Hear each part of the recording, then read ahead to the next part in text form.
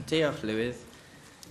Minister, the Welsh Government is currently working on a new scheme of payments for Welsh farmers after Brexit. Obviously, you know a good deal about this in your ministerial capacity. Now, I'm glad that you've adopted an overall tone that there are opportunities which can be taken after Brexit. But of course, we also have to be mindful not to try and bring about unnecessary change and unnecessary volatility in a climate in which we already have a fair amount of uncertainty. There is a proposal from Welsh Government to move to a new payment system where direct payments for farmers, as we currently know them, will disappear altogether. Now, without disagreeing with the need to develop other payment schemes, we do have to face up to the hard economic reality that here in Wales, 80% of farm incomes are derived on average from direct payments. Is there not a strong case that this is a valuable safety net for Welsh farmers that should be left in place, at least for the foreseeable future? No, I don't think the Common Agricultural Policy does that. It certainly hasn't made our farmers more robust, more productive. It doesn't reward the active farmer either. You'll be aware we had a lengthy consultation last summer. I've committed to bringing forward a white paper before the summer agricultural shows, but I've been very clear the basic payment scheme will go. It will be replaced by two other schemes that we want everyone to work together to bring forward those schemes. But you mentioned, 80% of funding on average for farmers. I don't think that's something to be proud of, 80%. I think it shows that CAP has not worked in the way we would want to.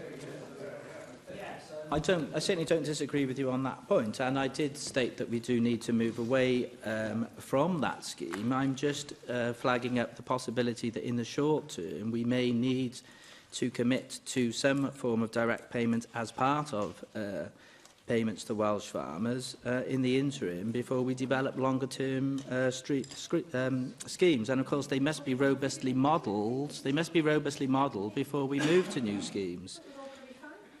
So clearly, if we are serious about going towards new schemes, we have to have a look at the modelling, and there have been concerns about the pilot schemes that you are going to get, some of which are up and running. Now, do you think that these pilot schemes are moving quickly enough? Are they robust enough, and are they in a wide enough area of Wales so that we can move ahead with your planned timetable to the new payment system?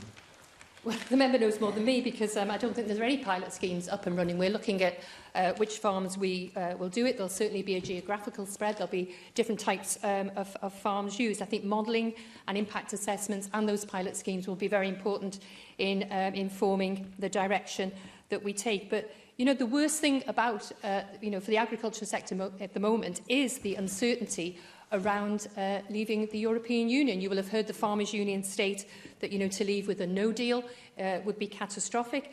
And I also should say all the funding at the moment comes to the European Union, and I cannot get any assurance out of the UK government that that funding will be there post-2022. Yes, I appreciate the factors which you mentioned. Of course, there is uncertainty. It seems to me that the very nature of the uncertainty may demonstrate the need to move towards a slower transition when we bring in a new payment scheme. Another issue that arises is that under the Welsh Government's current proposals, the move from payments to active farmers to a broader category, which we are calling land managers, may also result in many thousands more people being eligible for payments from the Welsh Government.